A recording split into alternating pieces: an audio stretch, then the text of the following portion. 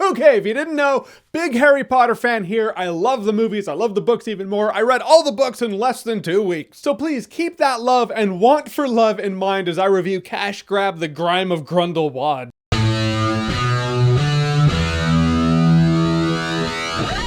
Fantastic Beasts: The Crimes of Grindelwald. So Crimes of Grindelwald is chapter 2 of the Harry Potter prequel series. First one being Fantastic Beasts and Where to Find Them. Now Fantastic Beasts: Crimes of Grindelwald, with not a lot of beasts. I wonder if they're going to keep calling it Fantastic Beasts, because the beasts don't seem too important at this point. Point is, Johnny Depp plays Grindelwald. Grindelwald's going after Ezra Miller's character Credence. We know that because a room full of people actually tell you that. That's how you find out. Just a room full of people vomiting exposition. Nothing more organic than a bunch of people just telling you the plot. So now Newt Scamander and his friends are trying to stop Grindelwald, and Grindelwald's trying to go after Credence for some Clearwater revival. And this movie is mostly, and for the most part, aimless as shit. For the life of me, I could barely tell you the plot of this movie, other than good guys going after bad guys going after someone else. It's full of characters I don't really care about. I wanted to care about them in Fantastic Beasts and Where to Find Them, and I did. I kind of latched onto them there. But then some of their stories ended, and in this one, they're back. Some of the dialogue for that explanation is, I thought we wiped your memory. It's like, oh, you tried, but it didn't work. Okay, guess it didn't work.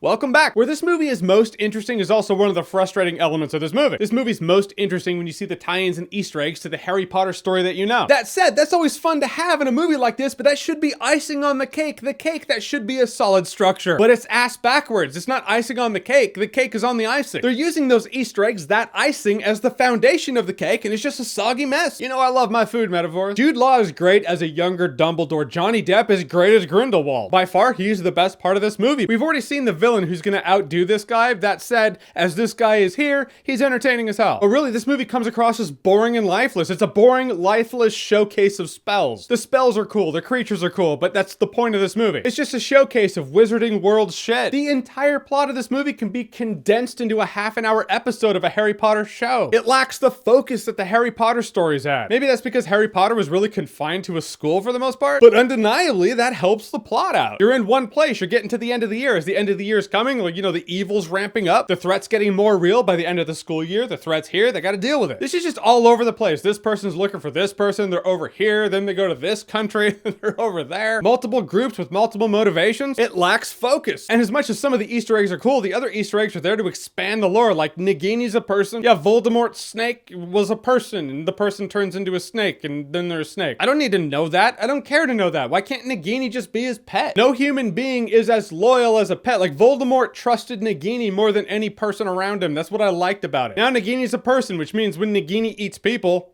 kind of gross. Granted, it makes it kind of darker. Did Neville Longbottom know he decapitated a person? I just don't need to know that Nagini was a person any more than I needed to know that people's connection to the Force was through bacteria in their cells. In fact, Nagini in this movie is kind of a point I'm trying to make here. Nagini in this movie is not interesting, has no development whatsoever, has no real character whatsoever. The coolest thing about her character is that she is an animal from the original Harry Potter movies that we know. That's the only reason you even give a shit about Nagini in here. If Nagini wasn't Nagini, if Nagini was an original character, you'd be like, why is that generic ass character in here? Like, why do we care? Who is that? Guys, in the end, the last part of the last act of the Crimes of Grindelwald, that was interesting. It's our way of seeing Voldemort's rise without actually seeing Voldemort's rise, because Grindelwald is not Voldemort. And by the time we saw Voldemort in the Harry Potter series, it was years after he gained his following. So now we see how someone like that can gain their following in the Wizarding World. I think that's cool. And where it leaves off to where the third movie could be a really interesting tale. An interesting tale that might render the first two useless, maybe. I don't know, I just wasn't feeling this. I felt none of the magic. Just a series of Easter eggs and throwbacks that are supposed to appease fans. But in the end, I feel like fans just want a better story. And if you can't think of a better story, maybe we shouldn't go back to the Wizarding World. The characters were hollow, the relationships between them were light, the plot's convoluted as hell, like they're just trying to fill in time. If just seeing Easter eggs and tie-ins to things you know in the Wizarding World is enough, then I think you'll probably have a good time with this movie. If you require more than that,